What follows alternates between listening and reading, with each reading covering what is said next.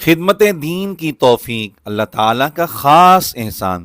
اخلاص کے ساتھ دین متین کی خدمت کرنا وہ اعزاز ہے جو ہر ایک کو نصیب نہیں ہوتا، بلکہ خالق کائنات یہ توفیق اپنے چیدہ و چنیدہ بندوں کو عطا فرماتا ہے۔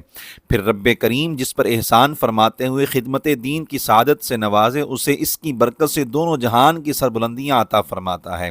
ارشاد باری تعالیٰ ہے، قل ان الفضل بید اللہ یؤتیہ من یشاء واللہ واسع علیم۔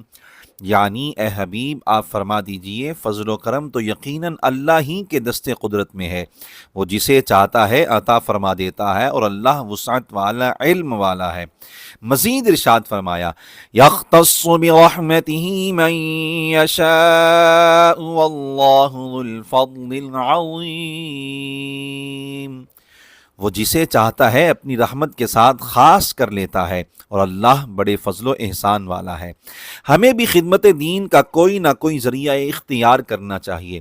اگر اس کی توفیق نصیب ہے تو شاعر کا یہ پیغام ذہن نشین رکھنا چاہیے، منت منہ کے خدمت سلطان ہمی کنی، منت ازو شناس کے بخدمت بداشت۔ یعنی سلطان کی نوکری کر کے یہ مت سمجھو کہ تم نے اس پر کوئی احسان کیا ہے، اسے تمہاری ضرورت نہیں تھی، اس کی خدمت کے لیے بہت سے ترس رہے ہیں، بلکہ یہ سمجھو کہ اس نے تم پر احسان کرتے ہوئے تمہیں خدمت کا موقع دیا ہے۔ خدمت دین پر نصرت الہی۔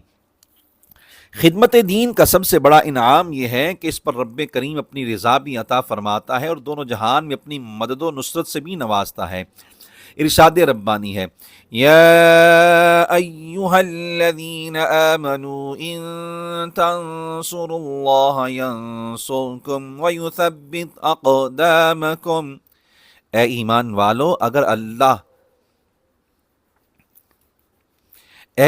والو اگر تم اللہ کے دین کی مدد کرو گے تو اللہ تمہاری مدد فرمائے گا اور تمہیں ثابت قدمی عطا فرمائے گا۔ میدان جنگ میں بھی ڈٹے رہو گے، اسلام پر بھی استقامت نصیب ہوگی اور پلصراط پر بھی قدم نہیں ڈگمگائیں گے۔ معمار جامعہ نظامیہ رضویہ مفتی اعظم پاکستان علامہ محمد عبد القیوم ہزاروی علیہ الرحمہ نے خود بھی عمر بھر دین کی خدمت کی اور دوسروں کو بھی اس کی خوب تلقین فرماتے تھے۔